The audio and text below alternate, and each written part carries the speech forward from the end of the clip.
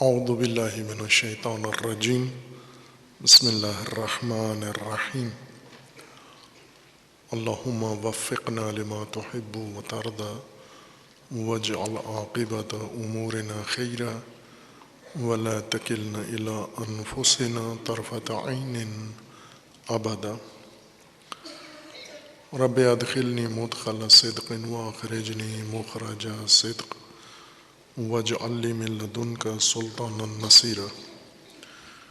تبیین سورہ مبارکہ فاتحہ، آیہ دوم، الحمدللہ رب العالمین۔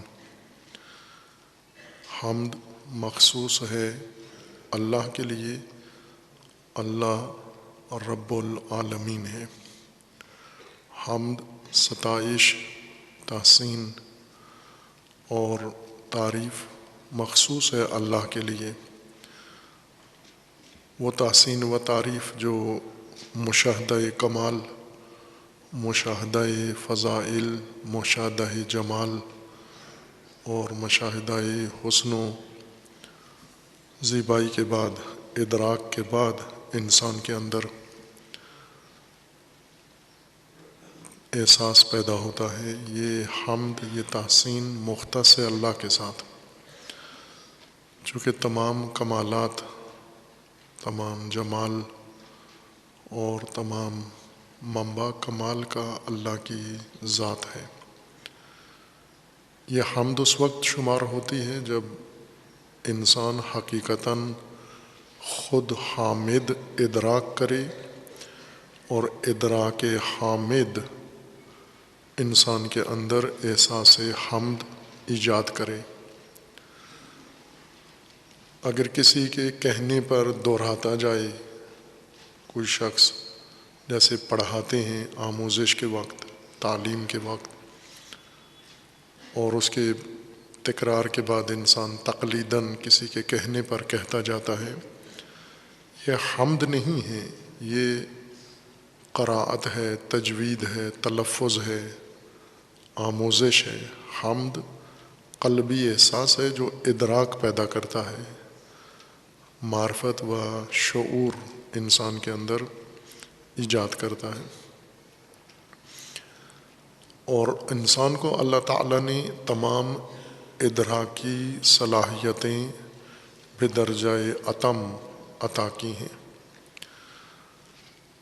یہ صلاحیتیں انسان خود بروئے کار بعض اوقات نہیں لاتا، ان صلاحیتوں کو ضائع کر دیتا ہے، ان صلاحیتوں کو مار دیتا ہے، دبا دیتا ہے، اور ان ادراکی صلاحیتوں کے اوپر شہوانی صلاحیتیں اور قوتیں غالب آ جاتی ہیں۔ اگر کنٹرول کرے انسان اپنی خواہشات کو قرآن نے ہوا کہا ہے۔ ہوا ان انسانی تمایلات کو کہتے ہیں، ان انسانی احساسات کو کہتے ہیں، انسانی جذبات کو کہتے ہیں، تمایلات کو کہتے ہیں، جن میں پستی ہے، انسان کو پست کر دیتی ہیں جو چیزیں، ان کا ترجمہ خواہش کیا جاتا ہے۔ فارسی لفظ خواہش استعمال کیا جاتا ہے، وہی اردو اور اردو سے متعلقہ دیگر زبانوں میں بھی یہ لفظ جاری ہو جاتا ہے۔ خواہش سے مراد پست، گھٹیا رجحانات اور ادراک بعض اوقات ان پست گھٹیا رجحانات کے آگے دب جاتا ہے، ادراکی صلاحیت انسان کی۔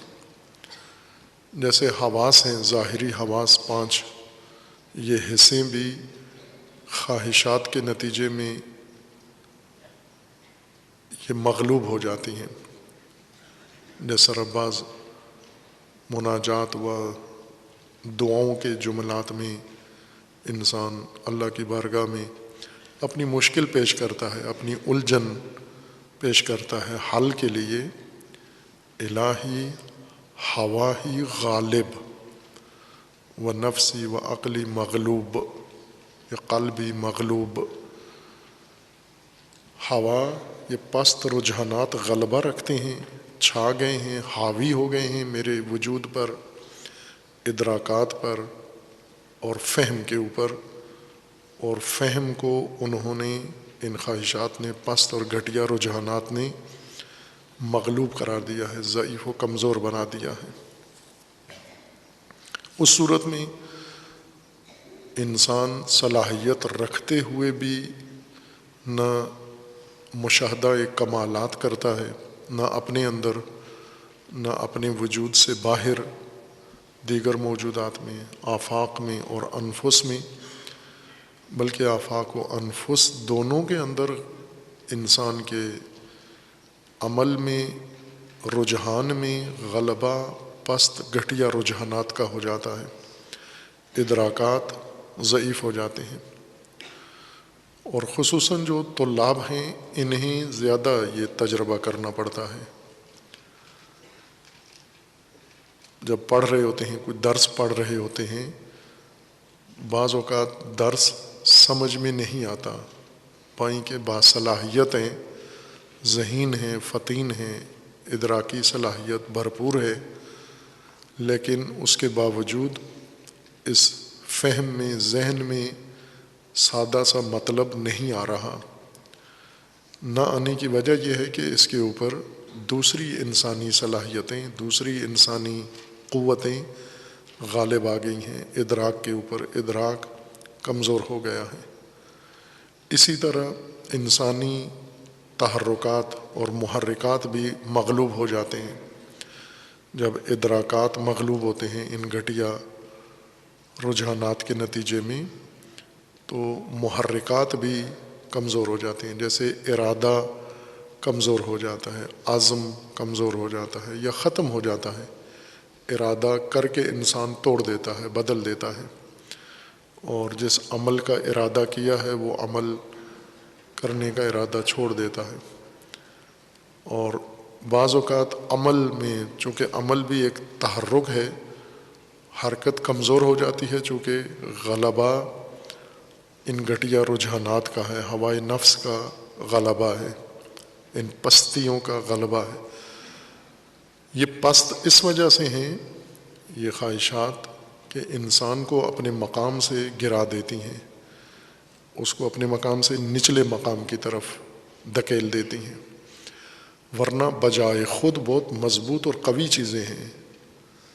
انسان جس کا رخ تکامل کی طرف ہے، رشد کی طرف ہے، نمو کی جانب ہے، اس کو دبا کے نیچے گرا دینا یہ طاقت مانگتی ہے یہ چیز، اور اتنی طاقت ان گھٹیا رجحانات کے اندر موجود ہوتی ہے، شہوات اور خواہشات کے اندر۔ اس لیے ادراکات مدرکات کو بھی کمزور قرار دیتی ہیں اور محرکات کو بھی انسان میں دبا دیتی ہیں۔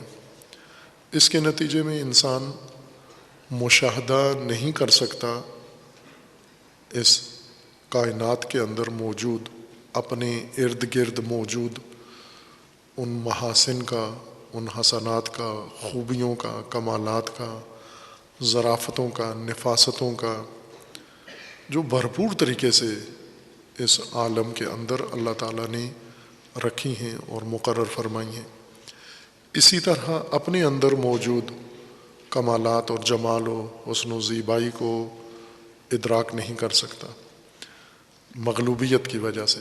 جب ادراک جمال، ادراک کمال، ادراک فضائل، ادراک حسنات نہیں کر سکتا تو حمد اس انسان کے اندر پیدا ہی نہیں ہوتی۔ وہ جذبہ، وہ احساس جس کو حمد کہتے ہیں، سراہنا، ستائش کرنا، وہ پیدا ہی نہیں ہوتا۔ اس لیے یہ شخص حامد نہیں بن سکتا، البتہ تقلید کر سکتا ہے، کسی کے الفاظ کو دہرا سکتا ہے، کوئی اور حمد کر رہا ہے، یہ اس کی حمد کو اپنی زبان سے ادا کر دیتا ہے۔ یہ حمد شمار نہیں ہوتی۔ حمد انسان کا قلبی احساس ہے جو اندر پیدا ہو۔ حمد پیدا ہوتی ہے ان کمالات پر جو اللہ کے لیے، حمد اللہ کے لیے ہے۔ اللہ حاکم، وہ ذات جو حاکم ہے، الہ ہے اور فرمان روا ہے کائنات کا اور انسان کے لیے بھی۔ اور یہ حمد انسان کی ہدایت کا آغاز ہے، علامت ہے انسان کی کہ راہ ہدایت پر، صراط ہدایت پر اور جہت ہدایت پر ہے یا نہیں ہے۔ اگر حمد پیدا نہیں ہو رہی، یہ احساس انسان کے اندر نہیں ہے، تو ہدایت سے بہت دور ہے، اس کو اصلاح کی ضرورت ہے، اس کو اپنی خرابی کو دور کرنے کی ضرورت ہے، ادراکات اور محرکات کو آفات سے بچانے کی ضرورت ہے، ان پست اور گھٹیا رجحانات اور مؤثرات سے آزادی اور رہائی کی ضرورت ہے۔ جب یہ ادراک مکمل ہوتا ہے یا حاصل ہوتا ہے، اور ایک مسلسل عمل ہے، ادراک ایک واحد دفعہ واحد نہیں حاصل ہوتا، ایک دفعہ کسی کمال کا انسان ادراک کرتا ہے اور حمد پیدا ہوتی ہے، بلکہ تسلسل ہے، ادراک بلا وقفہ انسان کے اندر فعال ہے، اور باہر مدرکات جن کو انسان نے درک کرنا ہے، سمجھنا ہے، وہ اتنی وافر مقدار میں ہیں کہ ختم نہیں ہوں گے، کبھی انتہا نہیں ہے ان کے اندر، حد نہیں ہے ان کے اندر مدرکات کی۔ بس حمد ایک مسلسل عمل ہے، لمحہ بے لمحہ پیدا ہونے والا احساس ہے انسان کے اندر۔ ایک دفعہ بیٹھ کر شب جمعہ انسان منقول دعا، لکھی ہوئی دعا تکرار کر لے، یہ حمد شمار نہیں ہوتی۔ حمد شمار ہوتی ہے، ہم ان دعاؤں سے یہ رہنمائی اور ہدف لے سکتے ہیں، ہدایت لے سکتے ہیں کہ یہ دعائیں کس ادراک سے پیدا ہوئی ہیں، یعنی ان سے ہم صاحب دعا ہستی امام معصوم کا مقامی ادراک درک کر سکتے ہیں کہ انہوں نے جو اللہ کی بارگاہ میں حمد کی ہے، کس درجہ گہرائی میں خداوند تبارک و تعالیٰ کے کمالات اور جمال کو درک کیا ہے، اور کس اعلیٰ ادراک پر فائز ہیں وہ، اور تسلسل کے ساتھ ان کی زبان سے ہر جملے کے بعد جملہ دیگر ادا ہوتا ہے حمدیہ۔ یہ ایک طرف سے ان کے کمالات کی علامت ہے، ان کے ادراکات کی علامت ہے کہ ان دعاؤں کے اندر صاحب دعا انسان داعی وہ خود متجلی ہے، کس عظمت پہ فائز ہے، اور یہ ان کی دعائیں، یہ جملات، یہ اظہارات ان کی طہارت کی بھی علامت ہیں، پاکیزگی کی علامت ہیں کہ انسان گھٹیا رجحانات سے کتنا منزہ ہو تاکہ یہ جذبہ اس کے اندر پیدا ہو، یہ احساس اس کے اندر جنم لے، اور یہ تعریف انسان کی زبان سے ادا ہو۔ یہ دعائیں اور جملات اس بات کی بھی علامت ہیں، یہ شکر و حمد دونوں اس بات کی علامت ہیں کہ وہ ہستیاں کس اعلیٰ مقام پر فائز ہیں۔ اللہ حاکم ہے، الہ ہے، اور اس کے جمالات اور کمالات کا مشاہدہ حمد کا موجب بنتا ہے، اور خصوصاً جو چیز اس آیہ شریفہ میں محور قرار دی گئی ہے حمد کے لیے، وہ اللہ کی ربوبیت ہے، اللہ رب العالمین ہے، جس پر انسان کی حمد بیشتر پیدا ہوتی ہے، ایجاد ہوتی ہے۔ ربوبیت پرورش، یعنی ایک موجود مخلوق لباس ہستی پہننے کے بعد، وجود میں آنے کے بعد محتاج ہے کہ اب اسے پرورش دی جائے اور اس کی ابتدائی وجود کو، اس کے صلاحیتی وجود کو، استعدادی وجود کو، امکانی ذات کو، ضعیف اور ناقص ذات کو تدریجاً درجہ بے درجہ کمال تک پہنچایا جائے۔ اور یہ کمالات کے درجات اس کے اندر محتاج ہیں کہ اس کو مسلسل کچھ عطا کیا جائے، اسے دیا جائے، اس ابتدائی وجود کے اوپر مزید اضافے کے لیے، اس کی ذات کی پرورش کے لیے، بڑھنے کے لیے، رشد کے لیے، نمو کے لیے مزید اسی سنخ کی، اسی مناسبت کی چیزیں اور امور اسے عطا کیے جائیں۔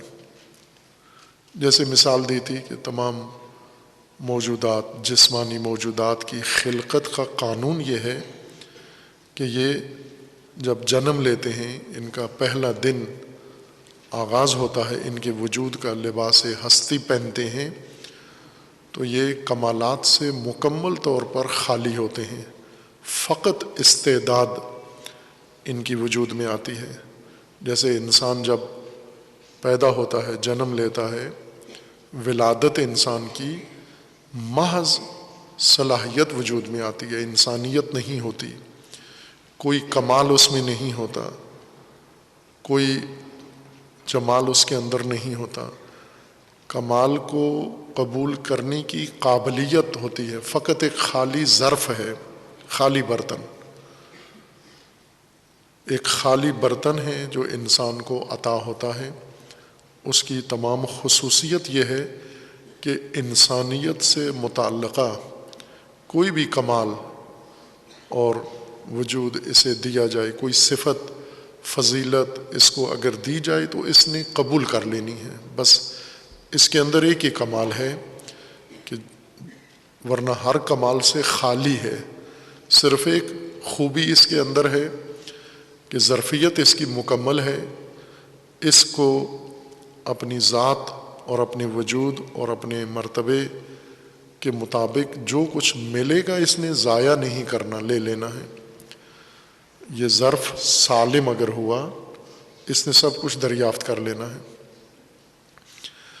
ایک اصطلاح جو عموماً بول چال میں بھی استعمال میں آتی ہے اور علوم میں، مطالعات میں بھی ہے، وہ ہے مادی چیزیں، کثرت سے استعمال ہوتی ہیں، مادی امور۔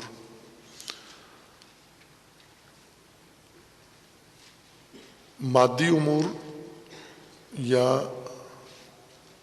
میٹیریلسٹک موجودات، چیزیں،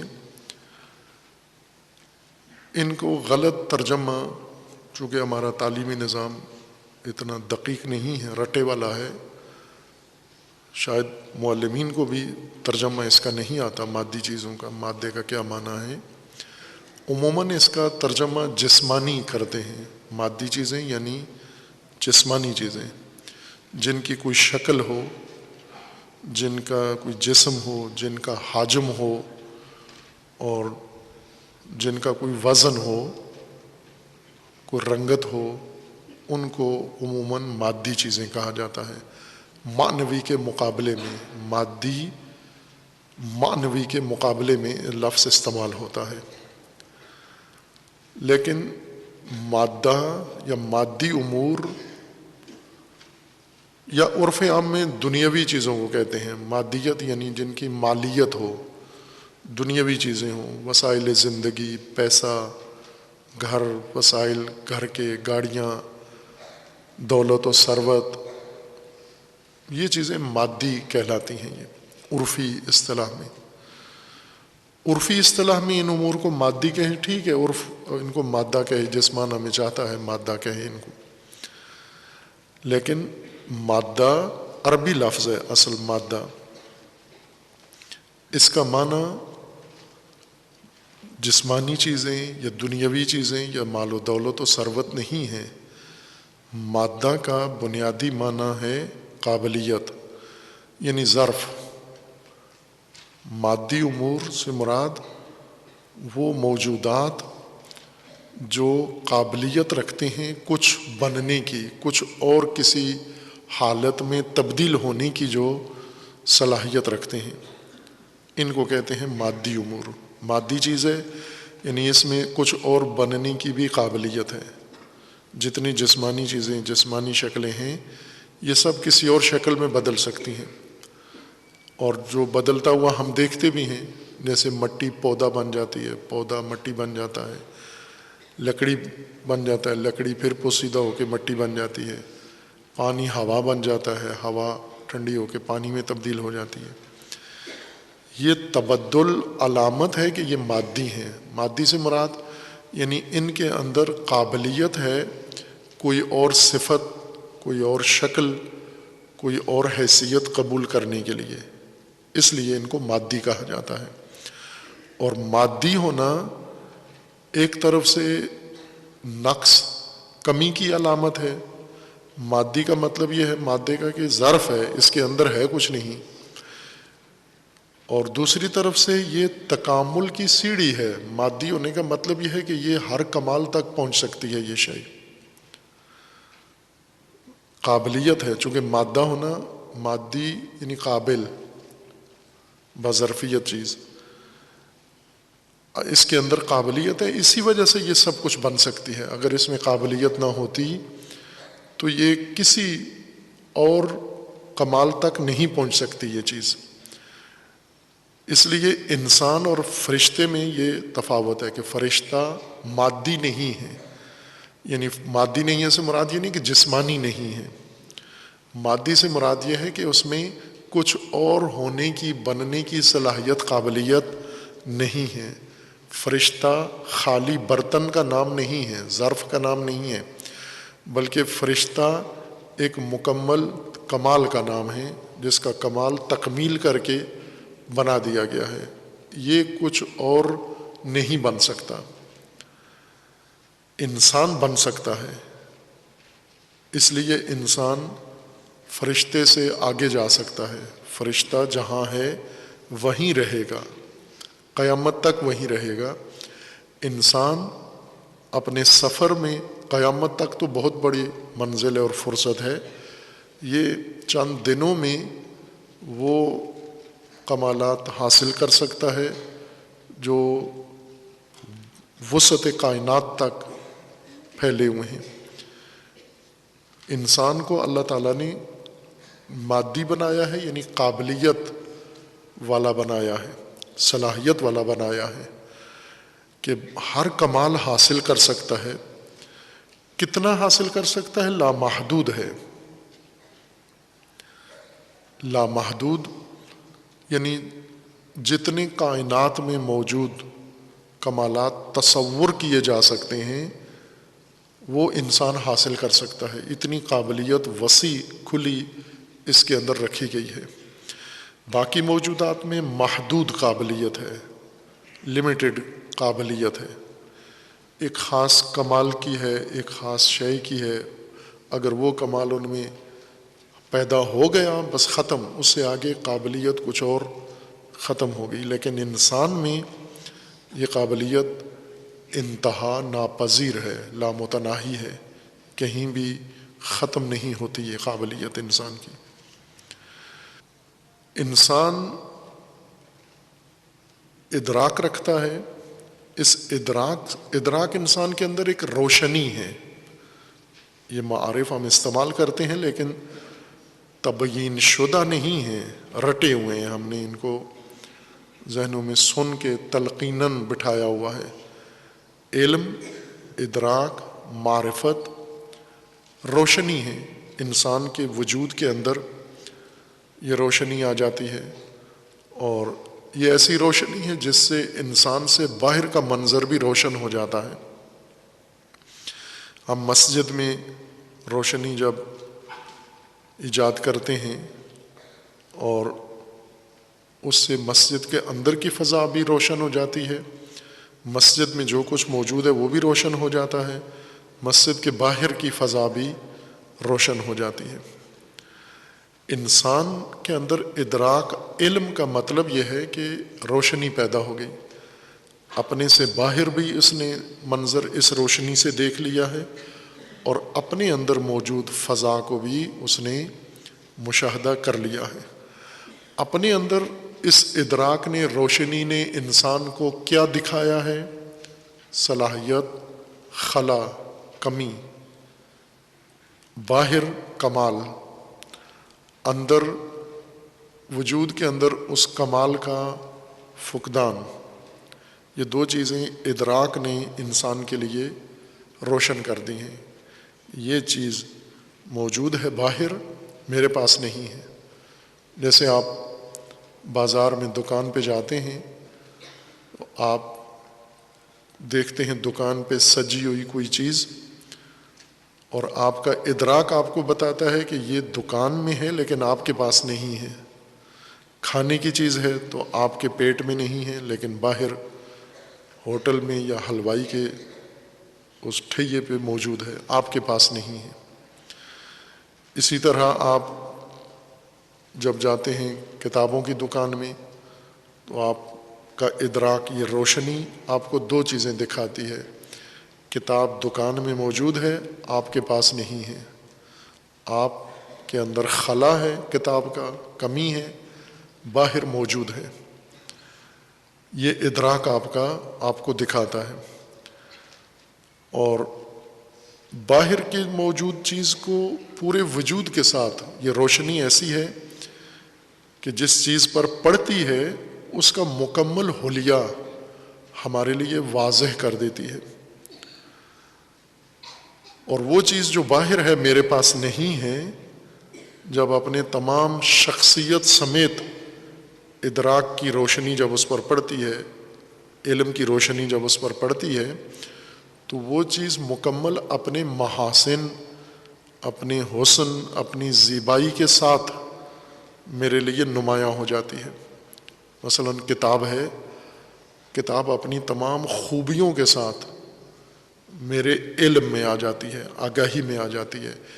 علم میں آنے کا مطلب یہ ہے، یعنی میرے علم کی روشنی کتاب پہ پڑھی ہے، اور اس علم کی روشنی نے کتاب کو بالکل واضح کر دیا ہے، ہر پہلو کتاب کا۔ اور دوسری چیز اس علم نے یہ واضح کی ہے کہ یہ جو باہر اتنی حسین کتاب موجود ہے، یہ میرے پاس نہیں ہے، اور اس کی مجھے ضرورت ہے، میں اس کا محتاج ہوں، یہ میری ضرورت ہے۔ یہ دو چیزیں ادراک انسان میں روشنی ادراک کی پیدا کرتی ہے۔ اسی سے طلب پیدا ہوتی ہے انسان کے اندر کہ باہر موجود ہے، میرے پاس نہیں ہے، اور یہ جو باہر موجود ہے یہ نظر انداز کرنے والی چیز نہیں ہے، اس کو چشم پوشی نہیں کیا جا سکتا، میں اس کو چھوڑ کر نظر انداز کر کے آگے نہیں جا سکتا۔ ہم عموماً جن چیزوں کو نظر انداز کرتے ہیں، یعنی اس کا مطلب یہ ہے کہ انہیں سمجھے نہیں ہیں، ان امور کی حقیقت ہمارے سامنے متجلی نہیں ہے۔ نظر انداز کرنے کا مطلب یہ ہے کہ صحیح روشنی نہیں پڑی، اور نظر انداز کرنے کا مطلب یہ ہے کہ وہ حقیقت مجھ پر نہیں کھلی، اس لیے میں چھوڑ کے اس کو جا رہا ہوں۔ ہم کتنی چیزیں روز نظر انداز کرتے ہیں، کتنے مطالب نظر انداز کر دیتے ہیں، کتنی باتیں نظر انداز کر دیتے ہیں، کتنی گفتگو نظر انداز کر دیتے ہیں، کتنے موضوعات نظر انداز کر دیتے ہیں، گزر جاتے ہیں۔ کیوں گزر جاتے ہیں؟ ضعف ادراک کی وجہ سے، لوڈ شیڈنگ کی وجہ سے، اندھیرے کی وجہ سے، ظلمت کی وجہ سے، کہ ہمارے اندر وہ ادراک، وہ شعور نہیں آیا، وہ روشنی ہی پیدا نہیں ہوئی جو ہمیں اس شے کی حقیقت، اس کا حسن، اس کی خوبصورتی، اس کی زیبائی، اس کا کمال، اس کا جمال، اس کی افادیت اور میرے ساتھ اس کا تعلق واضح کرتی، وہ روشنی نہیں تھی۔ ضعیف روشنی میں نے اس کو دیکھا تو مجھے نہ یہ چیز سمجھ میں آئی ہے اور نہ اس کی مجھے ضرورت محسوس ہوئی ہے۔ اس لیے ایک شفاف ادراک، واضح ادراک اور قوی ادراک انسان کو حقائق دکھاتا ہے، اور یہ حقائق اتنے اپنی ذات کے اندر اتنے زیبا، خوبصورت، حسین ہیں کہ انسان کے لیے ان کو نظر انداز کرنا ناممکن ہو جاتا ہے۔ اگر سلیم القلب ہو، سلیم القلب یعنی پست رجحانات نے اسے گرا نہ دیا ہو، گھٹیا تمایلات نے، گھٹیا خواہشات نے، آرزوؤں نے اس کو گرا نہ دیا ہو، چونکہ پست چیزیں انسان کو پست کرتی ہیں۔ اس پست آدمی کو ظاہر ہے کسی چیز کی ضرورت نہیں ہے، اسے نہیں احساس ہوتا کہ یہ چیز میرے لیے اہم ہے، یہ حقیقت، بلکہ وہ پستی میں اندھا ہوتا ہے۔ سمن بکمن عمیون، یہ قرآن کریم کے جو القابات ہیں، حالات ہیں، انسان کے لیے ہیں۔ انسان اندھا، بہرا، گنگا، یعنی جس کا ادراکی نظام بند ہو چکا ہے، فیل ہو گیا ہے، ناکارہ ہو گیا ہے۔ اب جس کا ادراکی نظام ناکارہ ہو گیا ہے، یہ حقائق کو کیا دیکھے گا؟ یہ تو پائمال کرے گا، ہر حقیقت پہ پاؤں رکھتا ہوا، اس کو پھلانگتا ہوا، اس کو پائمال کرتا ہوا آگے جائے گا۔ جیسے پست آدمی جب سلپ ہوتا ہے، گرتا ہے، تو اس حالت میں جب خود زمین کے اوپر پھسل کے گر رہا ہے، بہت ساری چیزوں کو بھی روند جاتا ہے۔ اگر چونٹیاں ہیں تو وہ بھی مسل دیتا ہے، اگر کوئی اور چیز اس کے راستے میں قیمتی چیز ہے، پودے ہیں، کئی دفعہ آپ نے دیکھا گاڑیاں جب قابو سے باہر ہو جاتی ہیں، ٹکراتی ہیں کسی جگہ سے، چمن خراب کر دیتی ہیں، ویران کر دیتی ہیں۔ انسان کا بھی پھسل کے گرتا ہے، اس گراوٹ میں بہت ساری حسین چیزوں کو تباہ کر دیتا ہے۔ انسان خواہشات کا اسیر، انسان جو پستی کی طرف جا رہا ہے، یہ نہ صرف حقائق کو درک نہیں کرتا، بلکہ ان حسین، خوبصورت، باکمال چیزوں کو پائمال بھی کر رہا ہوتا ہے، نابود بھی کر رہا ہوتا ہے۔ یہ نہیں ادراک کر سکتا۔ نظر انداز کون کرتا ہے ان چیزوں کو؟ جو گھٹیا ہے، جو پست ہو گیا ہے، جس کی روشنی مدھم پڑ دی گئی ہے، یہ ختم ہو گئی ہے۔ اومیون، سمن، بکمن۔ اومیون یعنی روشنی ختم، دیکھنے کی روشنی، لائٹ بند، اندھیرا، لوڈ شیڈنگ۔ یہ انسان یہ کچھ بھی نہیں دیکھتا، نظر انداز کر کے ہر چیز کو جاتا ہے، اپنی پستی کی طرف، گراوٹ کی طرف تیزی سے لڑک رہا ہوتا ہے۔ لیکن ایک سلیم الفطرت انسان، سلیم القلب انسان، سلیم الحس انسان، سلیم الذہن انسان، سلیم العقل انسان، جس کے ادراکاتی پہلو محفوظ ہیں، ابھی ضائع نہیں ہوئے، یہ جب ادراک کرتا ہے کسی چیز کو اور اس ادراک کے نتیجے میں حقائق اس کے سامنے نمایاں ہوتے ہیں، یہ ان سے گزر نہیں سکتا آگے، ناممکن ہے۔ ایسا انسان، باشعور انسان، جس کے اندر شعور ہو، آگہی ہو، ادراک ہو، علم کی روشنی ہو، اور وہ آنکھیں بند کر کے حقائق سے گزر جائے آگے۔ ایک انسان کو ادراک، علم، آگہی، معرفت، شعور یہ بتاتا ہے کہ تیرے اندر خلا ہے، قابلیت ہے، صلاحیت ہے، یہ ساری چیزیں جو تیرے باہر موجود ہیں تیرے اندر نہیں ہیں، لیکن ان سب کی صلاحیت تیرے اندر موجود ہے، تو انہیں حاصل کر سکتا ہے۔ یہاں سے انسان میں طلب پیدا ہوتی ہے، یعنی ایک طرف سے ان کا حسن، ان کا کمال، ان کا جمال، ان کی زیبائی انسان کے لیے ادراک سے نمایاں ہوتی ہے، دوسری طرف سے اپنے اندر کمی اور خلا اور ضرورت و حاجت مادی چیز کو علم حاصل ہو، اس کا یہ نتیجہ ہے۔ فوراً اس ادراک کے نتیجے میں اس کے اندر طلب پیدا ہوتی ہے اس کے حصول کی، یہ طلب شدت اختیار کرتی ہے اور شوق بنتا ہے۔ یہ شوق انسان میں ارادہ ایجاد کرتا ہے، یہ ارادہ انسان میں اس شے کے حصول کے لیے حرکت ایجاد کرتا ہے، تحرک اس میں پیدا کرتا ہے، اور پھر نتیجے میں وہی چیز جو باہر دیکھ کر انسان نے تحسین کیا تھا، حمد خدا کی جس کے اوپر، وہ چیز حاصل کر کے اپنے اندر منتقل کر لیتا ہے۔ حامد، آج کا حامد کل جس چیز پہ حمد کر رہا ہے اس سے متصف ہوگا، اس کا مالک ہوگا، اس کا واجد ہوگا۔ ہر چیز جس کی انسان تعریف کرتا ہے یعنی اس کا خواہاں ہے۔ تعریف کا مطلب یہ چاہیے۔ یہ عام طور پر عرفی طور پر بھی ایسے ہے۔ عموماً جو ظریف لوگ ہوتے ہیں سمجھ جاتے ہیں، جیسے یہ پیشہ ور لوگ ہیں بعض، پیر جب مرید کے گھر میں جاتا ہے تو کسی پیر نے پیروں کی نفسیات بتائی تھی کہ پیروں کی نفسیات یہ ہے کہ یہ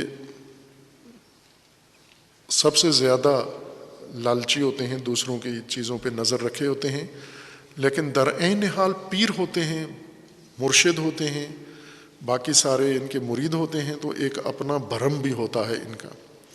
سب سے زیادہ ضرورت مند یا سب سے زیادہ خواہش مند ہوتا ہے، اور سب سے بڑا اپنے آپ کو بلند مرتبہ بھی سمجھتا ہے۔ اس کے مانگنے کا طریقہ کیا ہوتا ہے؟ یہ راز کسی دانا نے بتایا، ہر چند دانا اسے بتایا نہیں کرتے، لیکن بعض بتا دیتے ہیں۔ جمہوری راز کسی دانا نے علامہ کو بتا دیا کہ یہ جمہوریت اندر سے ایک تماشا ہے، ڈفلی تماشا ہے یہ۔ اس دانا نے یہ بتایا کہ یہ بہت ہی بھرم والے لوگ ہوتے ہیں، کہ بڑی شخصیتیں، مرشد ہیں، قبلہ عالم ہیں، لوگ ان کے ضرورت مند ہیں۔ تأثر یہ دیا ہوتا ہے انہوں نے کہ لوگ ان کے ضرورت مند ہیں، لیکن عملاً یہ لوگوں کی ہر چیز پہ نظر رکھے ہوتے ہیں۔ تو انہوں نے بتایا کہ یہ بڑے ظرافت سے چیزیں مانگ لیتے ہیں۔ کیا کرتے ہیں کہ جب بھی کسی مرید کے گھر میں جائیں گے تو یہ نہیں کہیں گے یہ چیز مجھے دے دو، تعریف کریں گے اس کی۔ آپ کی گھڑی بہت خوبصورت ہے، کہاں سے لائے ہیں، کتنے میں لائے ہیں؟ اب وہ اگر واقعاً مرید ہے تو وہ سمجھ جاتا ہے کہ یہ پیر صاحب یہ حمد جو انہوں نے کی ہے گھڑی کی تعریف، یعنی مانگ رہے ہیں، چاہ رہے ہیں، طلب ہے ان کو۔ وہ فوراً کھول کے دے دیتا ہے۔ تھوڑا سا پیر صاحب تکلف کرتے ہیں، لیکن پھر اسے وصول کر کے رسید دیے بغیر جیب میں ڈال لیتے ہیں۔ آپ اس کو عام طور پر دیکھیں، آپ کسی کے گھر میں گئے ہیں یا اپنے گھر میں ہیں، آپ کو اپنے حصے کا، اپنے کوٹے کا کھانا دے دیا گیا ہے، ایک پلیٹ آپ کو دے دی گئی ہے، لیکن آپ کو اچھا لگا، مزید چاہیے یہ کھانا، تو کچھ تو کہہ دیتے ہیں کہ اور دے دے۔ مہمان ہو انسان تو نہیں کہتا مروت میں، لیکن تعریف کرتا ہے کہ یہ حلوہ بڑا زبردست بنا ہے، یہ سویٹ ڈش بڑی، تعریف کرتا ہے اس کی۔ تعریف کا مطلب ہی مانگنا ہے، تعریف کا مطلب ہی طلب ہے۔ تعریف کا دوسرا مطلب یعنی چاہیے یہ۔ اب ظاہری دنیا میں آپ دیکھیں، آپ کے پاس کوئی آتا ہے، آپ کی کسی چیز کی تعریف کرتا ہے، آپ یہ پین آپ کا بہت اچھا ہے، یہ نہیں چاہیے مجھے، یہ اس کو سنبھالو ورنہ میں اٹھا لوں گا کسی وقت میرے ہاتھ آیا۔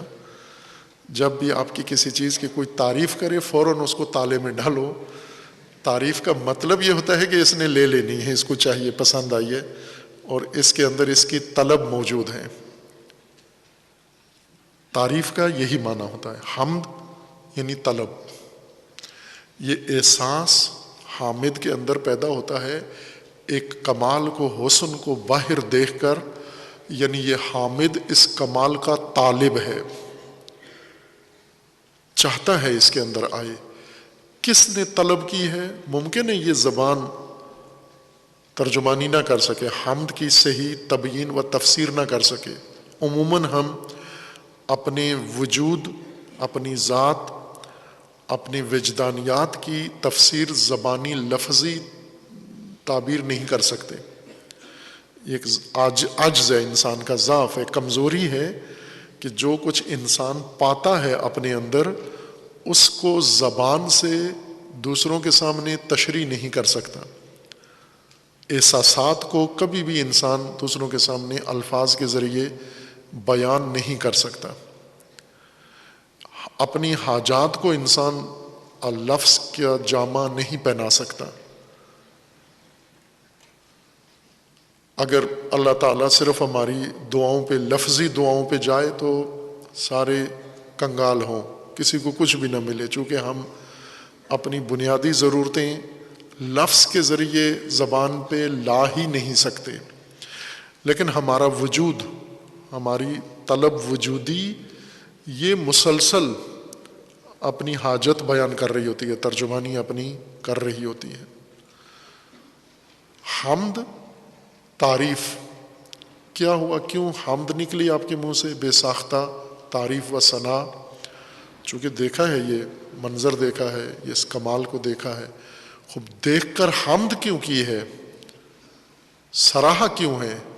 چونکہ طلب ہے اس کی، اس نے متاثر کیا ہے، اس نے روک لیا ہے۔ یعنی آپ یہ حسن و زیبائی دیکھ کر نظر انداز کر کے سمن بکمن عمیون کی طرح گزر نہیں گئے کہ یہ مجھ سے لا تعلق ہے، بلکہ رک گئے۔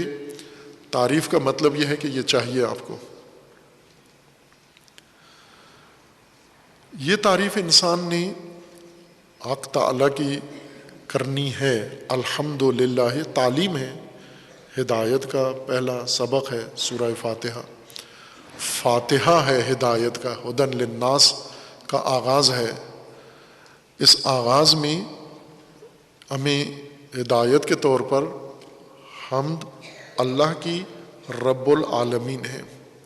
رب یعنی روزانہ کی آپ کی ضرورت، پرورشی ضرورت، آپ کی ذات، آپ کی وجود، آپ کی ہستی اور آپ کے حیات اور حیات کی وسعت کی جتنی ضرورتیں ہیں روزانہ کی بنیاد پر، وہ آپ کو عطا کرنے والا رب آپ کی ضرورتوں کے مطابق وسائل ضرورت، لوازم ضرورت آپ کو فراہم کرنے والا، جس کے نتیجے میں آپ کی پرورش ہونی ہے، آپ کا ارتقاء ہونا ہے، یعنی اس قابلیت نے کمال میں تبدیل ہونا ہے۔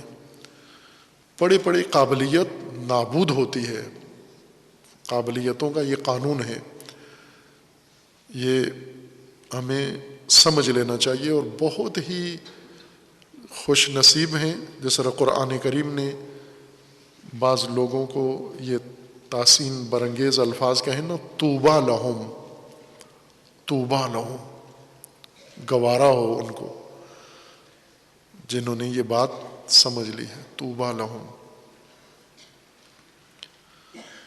گوارا ہو ان کو۔ اگر یہ بات انسان کو جوانی میں، نوجوانی میں سمجھ میں آ جائے، ابھی ظرف آلودہ نہیں ہوا، قابلیت مری نہیں ہے اور گمراہی نہیں آئی، خواہشات کا غلبہ نہیں ہوا، ہوا و ہوس حاوی نہیں ہو گئے میرے نفس کے اوپر، قابلیت اپنی اصلی حالت میں موجود ہے۔ جیسے ایک بکارت عربی اصطلاح ہے جس کا ترجمہ اردو میں کیا جاتا ہے کنوار پن، کنوارا۔ بکارت عموماً یہ صرف عورتوں کے لیے استعمال ہوتا ہے، یعنی غیر شادی شدہ عورت جس کو مرد نے نہ چھوا ہو، وہ کنواری عورت ہے۔ یہ عورتوں کے لیے یہ لفظ نہیں ہے بکر۔ بکر ایک عام لغت ہے، ہر اس چیز کو کہتے ہیں جو اپنی اصلی حالت میں باقی ہو. ہر چیز جو اپنی اصلی اور خالص حالت میں باقی ہو وہ کماری چیز ہے. لیکن جس چیز کو تبدیل کر دیا گیا ہو، اس میں تصرف کر دیا گیا ہو، اس کو اپنی اصلی حالت سے ہٹا کر کسی اور چیز کے ساتھ مخلوط کر دیا گیا ہو، تو وہ کنوار پن سے یا بکارت والی حالت سے نکل گئی ہے وہ چیز. اور یہ بڑی نعمت ہے یہ بکارت، یعنی اصلی صلاحیت بغیر نقصان کے، بغیر کسی ضرر کے اپنی اصلی حالت میں باقی ہو. جیسے نئی چیزیں ہم لیتے ہیں نا، تو بعض لوگ اس کو سنبھال کے رکھتے ہیں، کئی دنوں کے بعد بھی وہ اگر ان کے ہاں جائیں تو بالکل نئی ہوتی ہے، جیسے اس کو کسی نے چھوا نہیں ہے. قیامت میں، محشر میں جنتیوں کے لیے کچھ ایسے وسائل فراہم کیے گئے ہیں کہ ان کا کہا گیا ہے کہ یہ وہ ہیں جن کو کسی نے چھوا نہیں ہے، یعنی اپنی اصلی خالص حالت پہ باقی ہیں، کسی نے تصرف نہیں کیا، ان کو اپنی حالت سے ہٹایا نہیں ہے. خصوصاً وہ جوان جو اپنی بکارت پر باقی ہے، یعنی فطرت اس کی باقرہ ہے، فطرت میں شیطنت نہیں آئی، فطرت میں بہیمیت نہیں آئی، درندگی نہیں آئی، پستی نہیں آئی، گھٹیا پن نہیں آیا، غیر انسانی خصائل اس فطرت میں داخل نہیں ہوئے، شیطان نے اس کے اندر بہت کچھ چیزیں شامل نہیں کیں. یہ کنوارا ہے. کنوارا لڑکا، کنواری لڑکی وہ ہیں جس کی فطرت ابھی تک سالم ہے.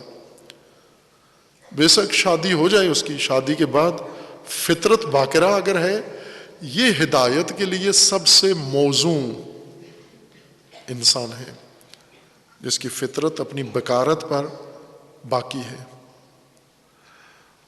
اور یہ فطرت صالحہ و خالصہ و سلیمہ جب اس کو ادراک کی نعمت، معرفت کی نعمت، آگاہی کی نعمت عطا ہوتی ہے، شعور اس میں آتا ہے، اور یہ خداوند تبارک و تعالیٰ کے نظام کو دیکھتا ہے، قدم قدم پر اس کو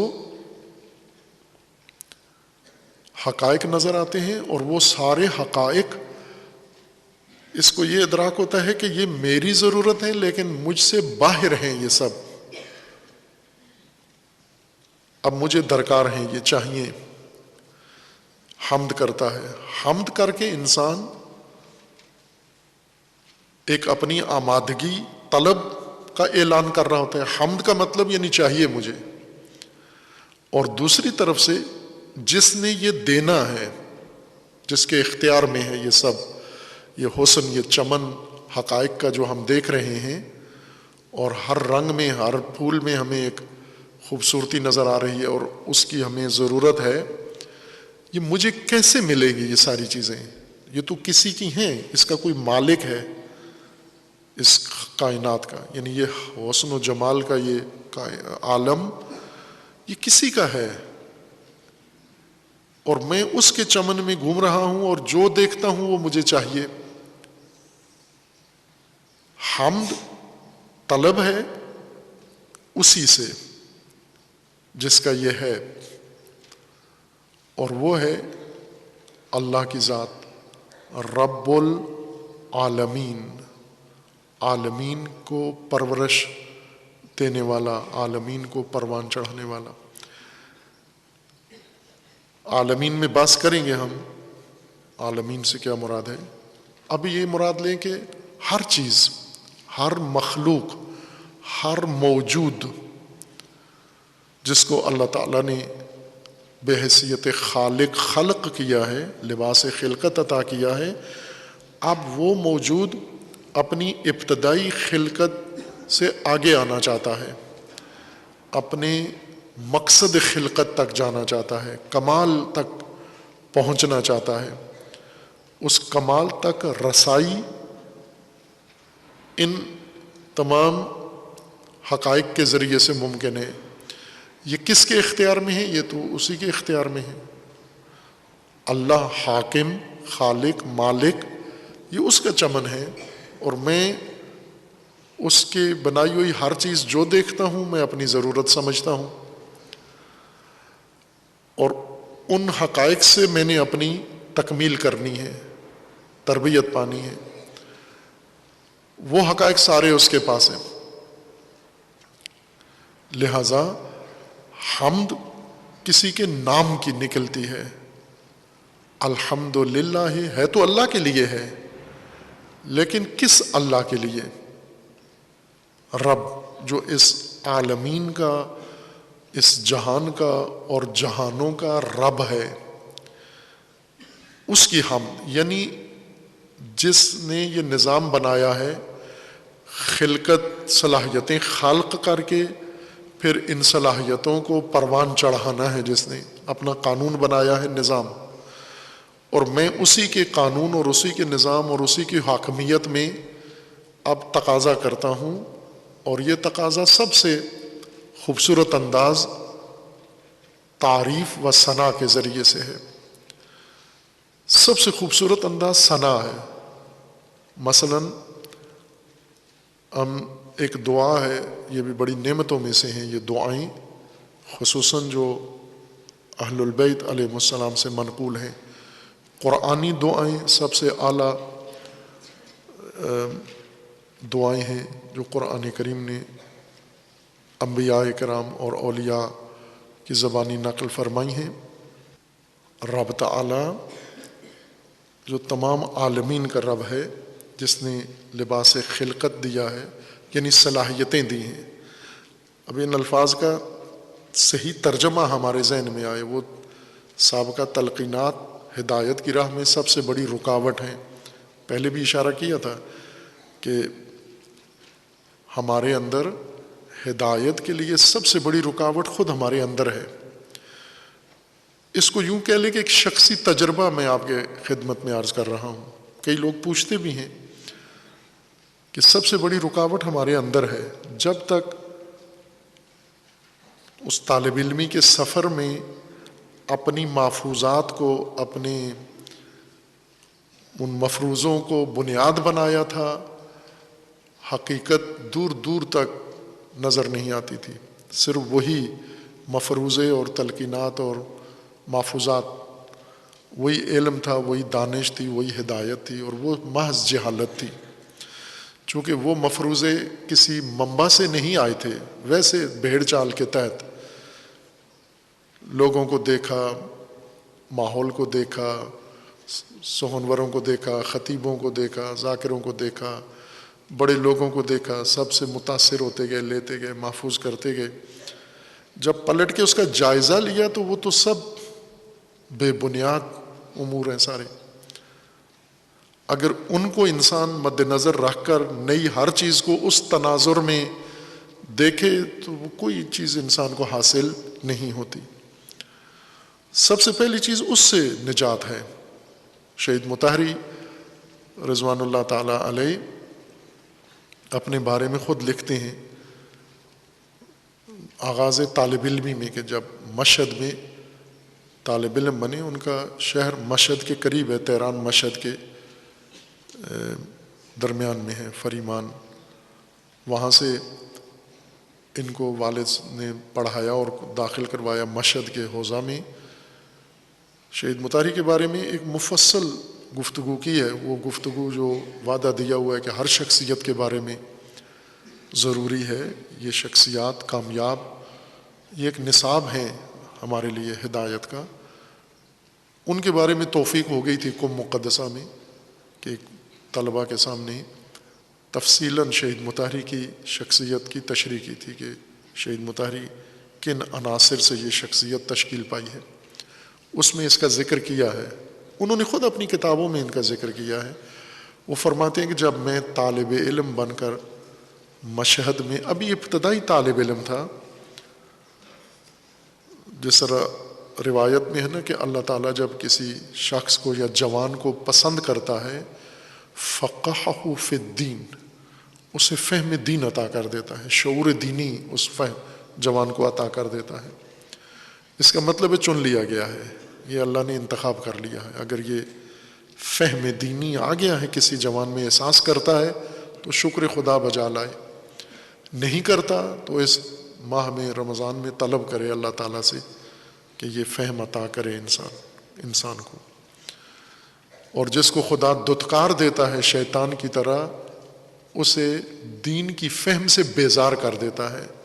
جس کے اندر الرجی ہوتی ہے، اس کا مطلب ہے یہ انک رجیم، تو دھتکارا ہوا ہے، چلا جا تو۔ اگر بیزاری اندر محسوس ہوتی ہے۔ شہید مطہری فرماتے ہیں کہ میں جب طالب علم بنا تو اب ایک عجیب کیفیت میری ہو گئی۔ ایک دین میں آبائی ماحولیاتی دین لے کر آیا تھا، جوان تھے، ظاہر ہے نوجوان جوان تو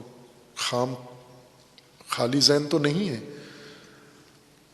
اپنے جس ماحول سے آئے ہیں اس ماحول نے بہت کچھ اسے دیا ہوا ہے اس جوان کو۔ پھر آ کے فرماتے ہیں کہ جب میں نے آ کے دین پڑھنا شروع کیا، کتابوں میں قرآن حدیث باقی کتابیں دیکھا، تو ان دونوں میں جب موازنہ کیا میں نے کہ وہ جو میرے ذہن میں ہے محفوظات مفروضات، اور یہ جو کتابوں میں ہے وحی میں ہے اور اہل بیت علیہ السلام نے بیان کیا ہے، اس میں تو آپس میں کوئی ربط ہی نہیں ہے،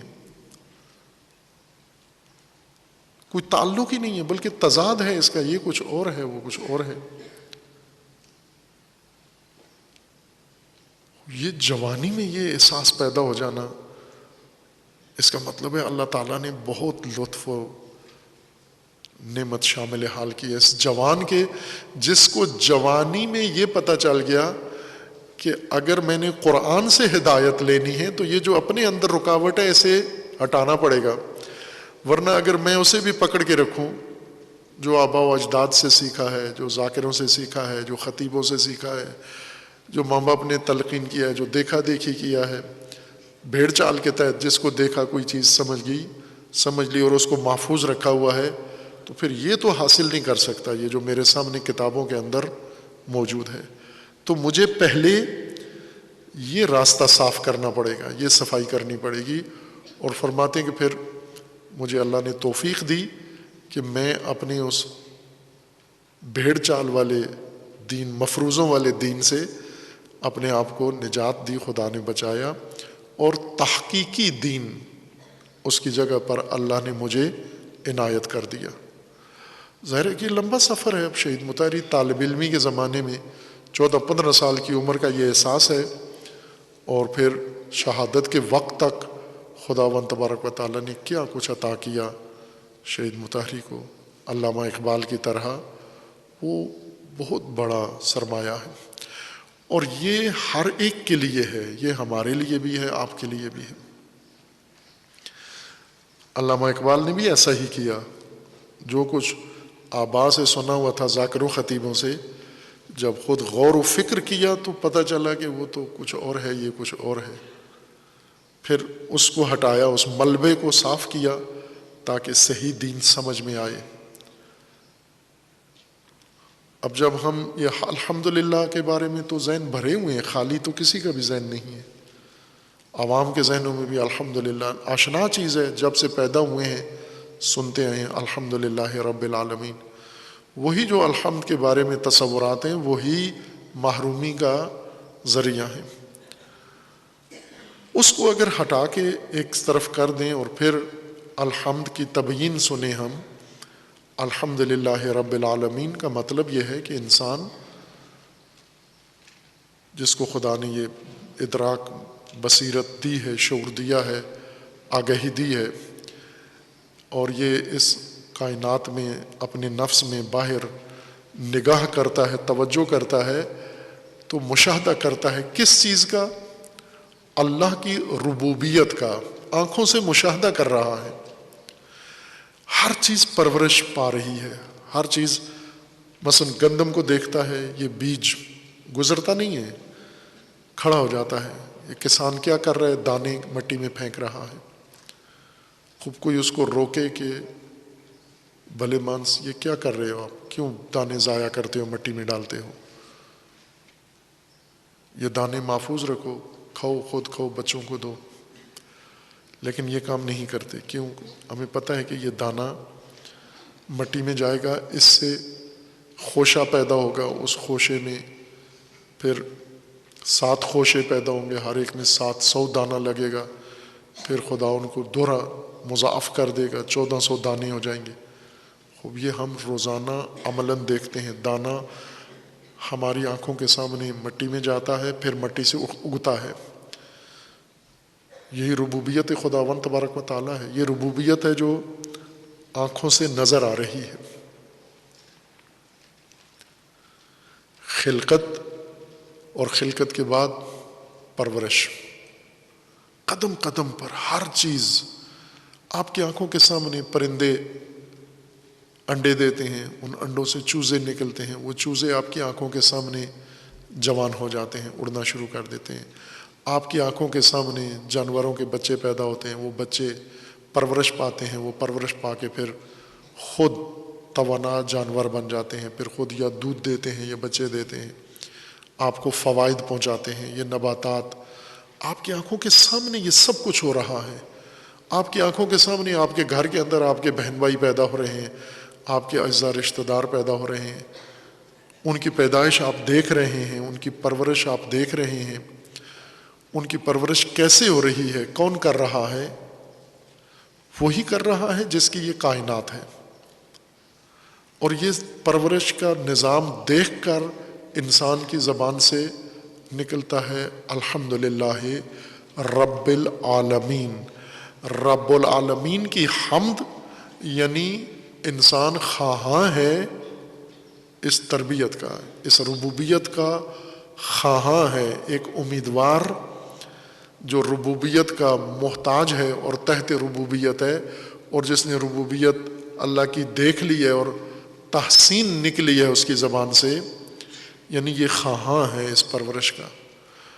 اور رب جس کے اختیار میں سب کچھ ہے، سارا پرورش کا سامان ہے، تمام پرورش انسان وغیر انسان کے وسائل جس کے اختیار میں ہے، قبضہ قدرت میں ہے، اس کے علم میں ہے. انسان اس رب کی حمد کرتا ہے، الحمدللہ رب العالمین. یہ حمد کتنی برکت انسان کے اندر لاتی ہے. یہ حمد طلب ہے، یعنی آپ نے رب کی حمد کی ربوبیت پر، پرورش پر. محتاج پرورش نے پروردگار کی حمد کی، مربوب نے رب کی حمد کی، متربی نے رب کی حمد کی. جب متربی رب کی حمد کرتا ہے یعنی وہ ساری پرورش مانگ رہا ہے، اور پروردگار سنتا ہے. سمع اللہ، نماز سے جب آپ رکوع سے سر اٹھاتے ہیں کیا اقرار کرتے ہیں؟ سمع اللہ لمن حمدہ، سمع اللہ لمن حمدہ، سن لیا اس نے، جس نے اس کی حمد کی اس کی حمد اس نے سن لی. اور یہی طوبیٰ لہو، کتنا کامیاب انسان ہے جس کی حمد اللہ نے سن لی، رب نے سن لی. سمع اللہ لمن حمدہ. حمد صرف طلب نہیں ہے، گداگری نہیں ہے. حمد ایک انسانی تقاضا ہے، انسانی تقاضا جو لطائف سے اور ظرائف سے بھرا ہوا ہے. ہم تقاضا ہے اللہ سے، جس کمال پر تحسین ہے یعنی یہ چاہیے، اور وہ پرورش کے لیے چاہیے، سرگرمی کے لیے نہیں چاہیے، پرورش کے لیے چاہیے، رشد کے لیے چاہیے، نمو کے لیے چاہیے، ارتقاء کے لیے چاہیے، تکامل کے لیے چاہیے. اور حمد کے ذریعے جب انسان اللہ سے کچھ طلب کرتا ہے تو اسے وبال نہیں دیتا خدا. رب العالمین سے جب مربوب تقاضا کرتا ہے اور تقاضا بزبان حمد کرتا ہے، اور وہ سمع اللہ لمن حمدہ، وہ سنتا ہے حمد کرنے والے کی حمد کو. سنتا ہے سے مراد یعنی یہاں سمع کا مطلب یعنی مان لیا، منظوری دے دی، تمہاری بات سن لی گئی ہے. ہم عموماً کہتے ہیں نا جو بات ہماری نہیں مانی جاتی، ہم کہتے ہیں ہماری کوئی بات سنتا نہیں ہے، یا جس کی بات درخواست قبول ہو جائے کہتے ہیں تیری سنی گئی ہے، سن لی گئی ہے. اب یہی معنی ہے سمع کا، سن لی گئی ہے، اللہ نے سن لی ہے تیری حمد. یہ تقاضۂ حمدی جو بہت لطیف تقاضا ہے، یہ سن لیا ہے یعنی منظور ہو گیا. حمد کس پہ کی ہے تو نے؟ ایک کمال پہ، ایک حسن پہ، ایک زیبائی پہ، اور وہ بھی رب کی. یعنی تو نے اپنی پرورش کے لیے، اپنی رشد کے لیے جو تقاضا حمدی کیا ہے یہ سن لیا گیا ہے، اور وہ انسان کو عطا ہوتا ہے. لیکن جو حمد کا ادب نہیں جانتے، تقاضا حمد سے نہیں کرتے، یعنی جیسے کہا نا وہ بڑے ظریف لوگ ہیں، کسی کے گھر جاتے ہیں تو یہ نہیں کہتے کہ یہ مجھے دے دو، یہ میں لے جاؤں بھائی، بعض کہتے ہیں نا یہ میں لے جاؤں، وہ شرمندہ ہو جاتا ہے. اگر وہ با مروت ہو تو با دل ناخواستہ کہتے ہیں لے جاؤ. اب آپ سے جان چھڑانے کا یہی طریقہ ہے کہ یہ لے جاؤ. لیکن جو ظریف ہیں، لطیف ہیں، وہ اس کی تعریف کرتے ہیں، بھائی یہ چیز بڑی خوبصورت ہے آپ کے پاس، یہ موبائل تیرا بہت خوبصورت ہے، کتنے میں لیا ہے، کہاں سے لیا ہے. وہ سمجھ جاتے ہیں اس کو چاہیے. اور پھر اگر وہ سخاوت مند ہو تو کہتا ہے جی اگر قبول کریں تو میں آپ کا شکر گزار ہوں گا، یہ لیں. یہ حمدی تقاضا ہے، تعریف کر کے مانگ بھی لیا اس سے. یہ بہت لطیف تقاضا ہے. حمد کی آپ نے اپنے پروردگار کی بارگاہ میں، حمد کے تقاضے کے مطابق آپ کو جو کچھ ملے گا وہ فقط تربیتی مواد آپ کو ملے گا. لہو و لعب و عیش و عیاشی اور پستی اور گھٹیا تقاضا نہیں ملے گا. لیکن اگر ویسے بیٹھ کر جس چیز پہ نگاہ پڑی خدایا یہ بھی دے دے، یہ بھی دے دے، یہ بھی دے دے، خود دے دیتا ہے، چونکہ اللہ کا وعدہ ہے قرآن میں. ہم تو دیتے ہیں، جو ہم سے جو مانگتا ہے ہم اس کو دیتے ہیں. جو کہتا ہے ربنا آتنا فی الدنیا، اور جو کہتا ہے ربنا آتنا فی الدنیا حسنۃ، یہ دو تقاضے ہیں. تو کیا ایک کی ہم مانتے ہیں کہ نہیں مانتے؟ نہ نمد ہؤلاء و ہؤلاء، اس کو بھی دیتے ہیں، اس کو بھی دیتے ہیں. یہ جو چارہ اس نے مانگا اس کو چارہ دے دیتے ہیں، جس نے لاب مانگا اس کو لاب دے دیتے ہیں، جس نے لہو مانگے اس کو لہو دے دیتے ہیں. لیکن جس نے پرورش کا سامان مانگا ہے اس کو رشد و پرورش کا سامان دے دیتے ہیں. ایک بڑی یعنی اللہ تعالیٰ کا لطف بعض لوگوں پر ہے. شہید مطہری کے یہ احوال میں نے یہ ذکر کیا ہے کہ شہید مطہری نے کس طرح اللہ سے مانگا کہ خداوند تبارک و تعالیٰ نے وہ تمام لطیف، رب نے ربوبیت کے تمام لطیف وسائل سارے اس شخصیت کو دے دیے، اور ان جیسی شخصیت کو. شہید مطہری ایک صنف کا نام ہے، ایک فرد کا نام نہیں ہے، ایک نوع ہے. یعنی اس طرح کے افراد جیسے علامہ اقبال ہیں، جیسے شہید صدر ہیں ہمارے معاصر زمانے میں، جیسے گزشتہ زمانوں میں عالی قدر شخصیات گزری ہیں، ان کس طرح مانگتے ہیں اللہ تعالیٰ سے. ان کے معاصرین کو خدا کیا دیتا ہے اور انہیں کیا دیتا ہے. شہید مطہری کے اساتید میں آپ دیکھیں ایک سے بڑی ایک شخصیت، اتنے استاد، ایک شاگرد کو خدا دے دیتا ہے چونکہ اس نے مانگے ہی یہی تھے، رشد و پرورش کا سامان. الحمدللہ رب العالمین، پروردگار، پرورش دینے والا، مالک زمین و آسمان، تیری حمد ہے. کس پر؟ انہی پرورش کے سامان و نظام پر تیری حمد ہے. یہ جو پرورش تمام موجودات کو تو نے فراہم کی ہوئی ہے، میں تیری حمد کرتا ہوں، یعنی میں بھی خواہاں ہوں رشد و پرورش کا. اب خدا نے سمع اللہ لمن حمدہ، اگر حمدی تقاضا کیا ہے سن لیا ہے، منظور ہو گیا، لے اب پرورش کا سامان لے. قطار لگا دی اللہ نے، ایک سے بڑا ایک استاد.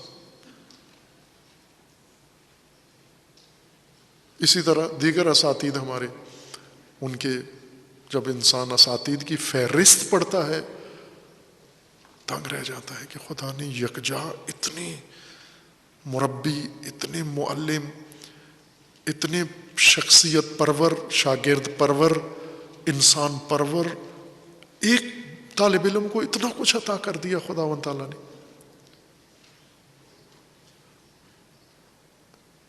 اس نے طلب کیا خدا سے، اور یہ بڑا لطف ہے اللہ تعالیٰ کا.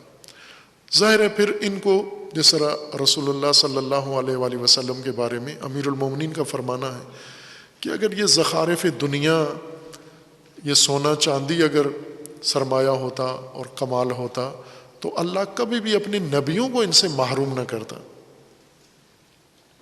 سب سے زیادہ یہ ان کے پاس ہوتا، ڈھیر لگے ہوتے، لیکن یہ اللہ نے بانٹ دیا دوسروں کو، اور انہیں وحی ان پر نازل کی. ان کی رشد، شخصیت کی پرورش کا سامان اللہ تعالیٰ نے یہ مقرر کیا. ہر وہ چیز جو ہماری رشد و پرورش کا حصہ نہیں ہے وہ خدا حامد سے لے لیتا ہے، حمد کرنے والے سے، کہ یہ رکاوٹ ہے تیرے لیے، یہ مصیبت ہے تیرے لیے. ایک دوست کے بقول کے وہ خوبصورت تعبیر اس حالت کی کرتے تھے. کہا کہ میں اپنی یتیمی کو بھی اپنے لیے ایک نعمت پروردگار سمجھتا ہوں کہ میں بچپن میں یتیم ہو گیا. چونکہ اگر یتیم نہ ہوتا تو والد زندہ ہوتے تو وہ سیدھا فوج میں بھرتی کروا دیتے. ہرگز مجھے علم کی راہ میں نہ آنے دیتے. جو ان کا رجحان تھا، جو ان کے تشخیص تھی، شوق تھا، وہ یہ تھا کہ میرا بچہ فوج میں ہو. تو آج میں یا سپاہی ہوتا یا صوبیدار ہوتا، لیکن اللہ نے وہ سایہ اٹھا لیا، محروم ہو گیا، یتیم ہو گیا.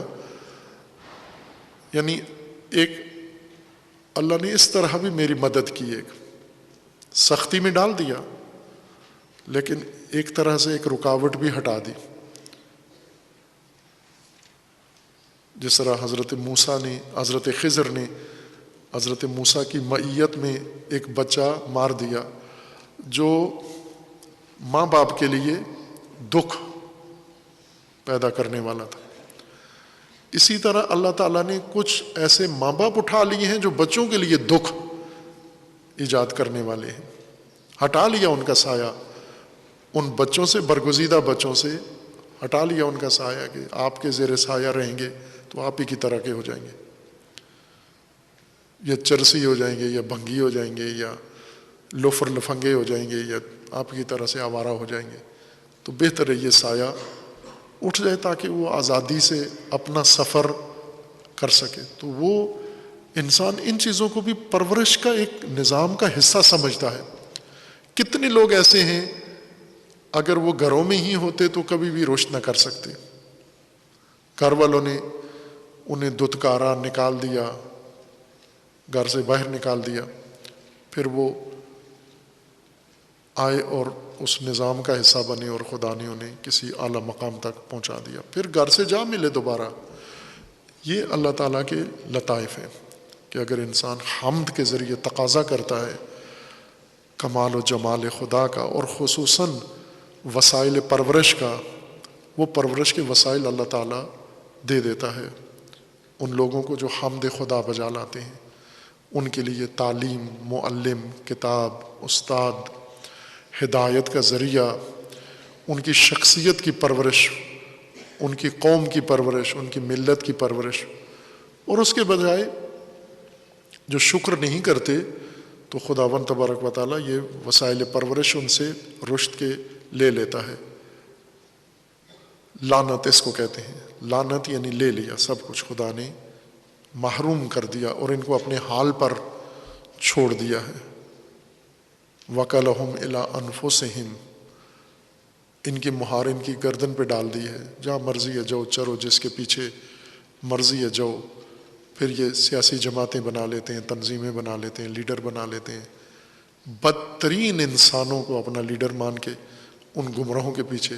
اور خدا نے یہ سزا دی ہے ان کو کہ کیونکہ حامد نہیں تھے، ناشکرے تھے، حمد خدا نہیں کرتے تھے۔ کیوں نہیں کرتے تھے؟ چونکہ بے شعور تھے، ادراک مار دیا اپنا۔ کیوں ادراک مار دیا؟ لاہ و لعب کی وجہ سے، خواہشات کا شکار ہو جانے کی وجہ سے ان کے اندر وہ شعور ہی مر گیا ہے۔ الحمدللہ رب العالمین، الوہیت و حاکمیت اللہ کے بعد اہم ترین ہدایت کا شعبہ نظام الہی کا وہ ربوبیت کا شعبہ ہے، اور ربوبیت سے انسان کا بہت گہرا سروکار ہے۔ سب سے زیادہ تعلق ہمارا رب سے ہے۔ ایسے آمادگی ذہن کے لیے یہ مثال دی تھی، یعنی آپ ربوبیت کو ایک وزارت خانہ سمجھ لیں، باقی اسماء حسنہ یہ اللہ کی حکومت کے وزارت خانے ہیں۔ ہمارا روز کا پالا کس سے پڑتا ہے؟ صبح و شام 24 گھنٹے، بلکہ ہر آن اور ہر پل، بلکہ ہر پل میں کئی دفعہ ہمارا واسطہ جس شعبے سے پڑتا ہے وہ ربوبیت ہے اللہ تعالیٰ کی۔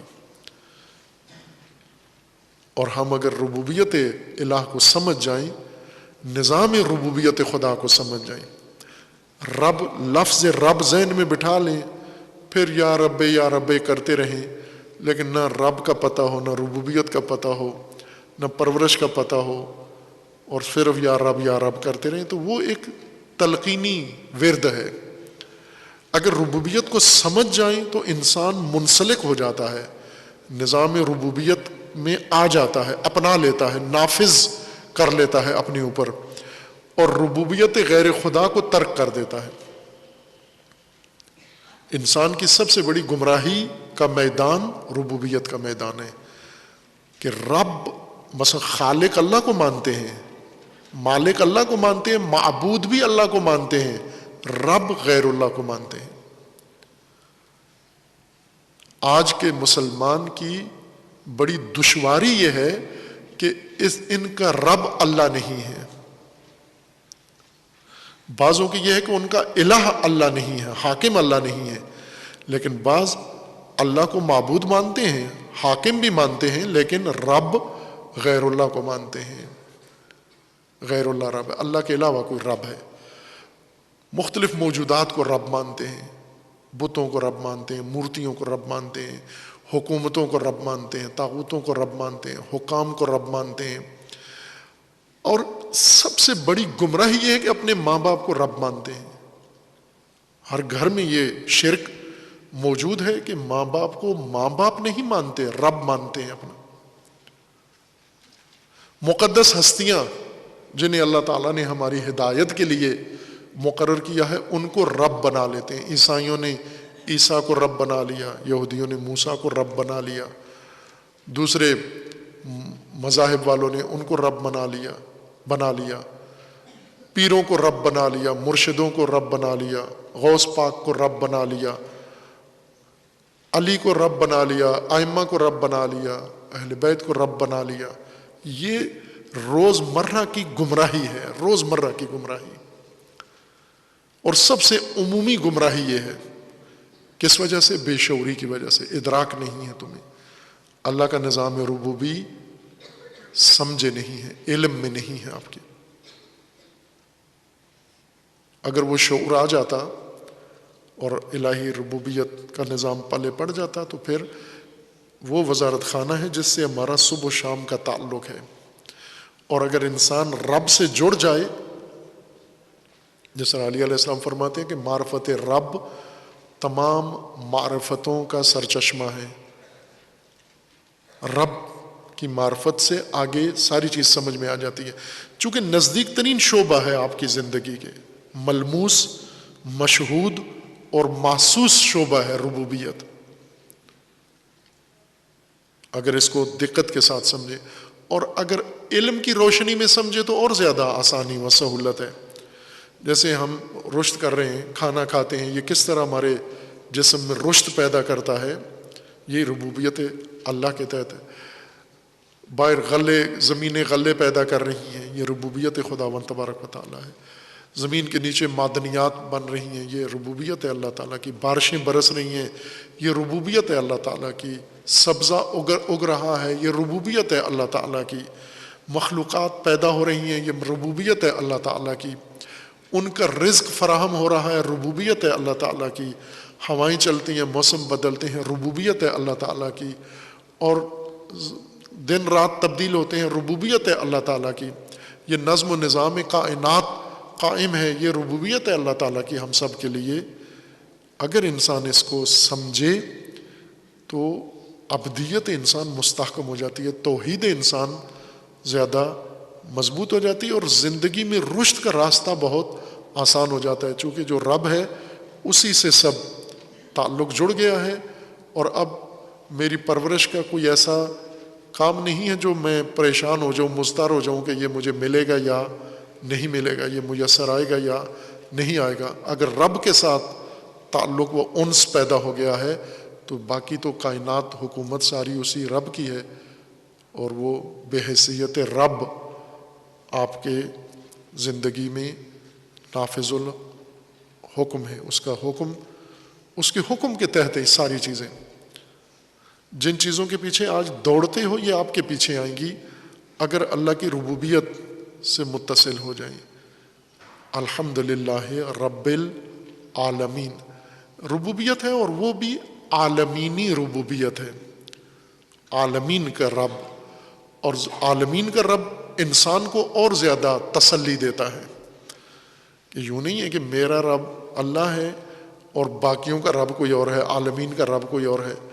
عالمین کا رب ہی میرا رب ہے، اور میرا رب عالمین کا رب ہے، اور عالمین کی ربوبیت سے میرا بھی ایک تعلق ہے۔